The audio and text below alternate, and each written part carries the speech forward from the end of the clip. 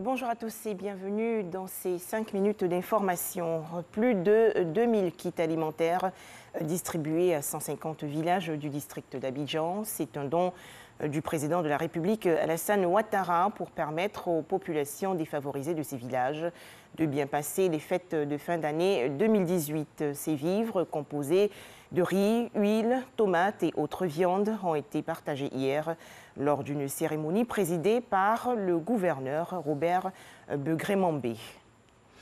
Ce projet veut lutter contre les pires formes de travail des enfants. Le programme dénommé CLEAR est financé par le département du travail des États-Unis d'Amérique.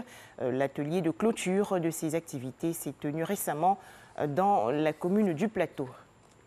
Au chapitre santé, sachez que l'application des tarifs du barème de 1998 dans les cliniques privées en Côte d'Ivoire va être effective le 1er janvier 2019, annonce faite récemment par l'Association des cliniques privées de Côte d'Ivoire. C'était lors d'une conférence de presse dans la commune du Plateau. Les explications de David Soyo et Patricia Omouetia.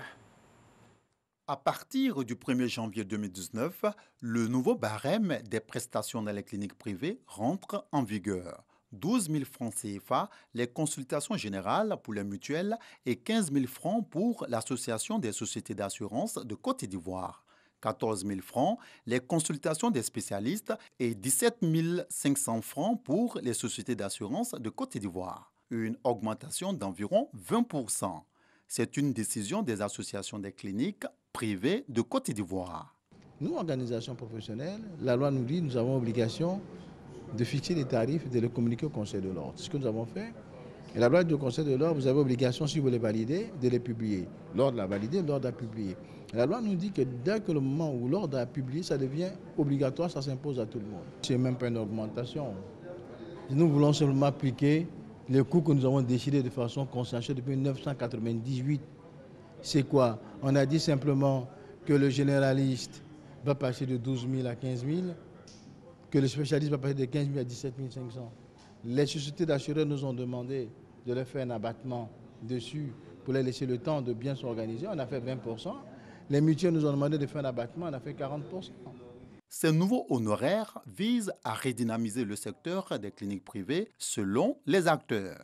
Les avantages, c'est déjà de permettre au moins aux structures, je dis bien au moins, de tenter de maintenir un minimum d'équilibre. Faire en sorte que les choses minimales soient mises en place.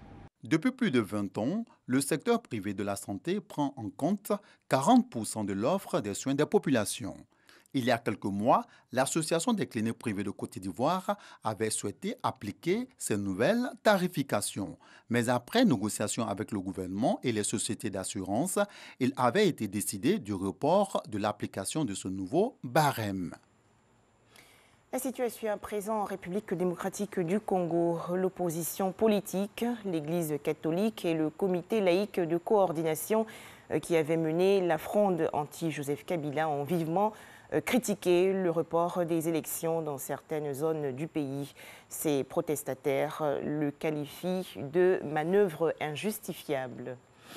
Une décision gouvernementale aux États-Unis. Les autorités américaines annoncent un renforcement des mesures sanitaires, notamment pour mieux protéger les enfants migrants. Cette mesure fait suite à la mort de 2 petits migrants de 7 et 8 ans.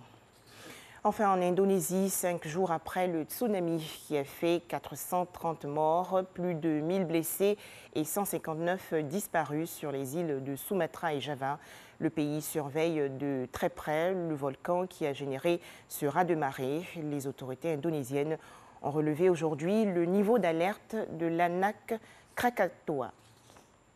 Voilà, merci de nous avoir suivis. 13h, c'est le prochain retour de l'information.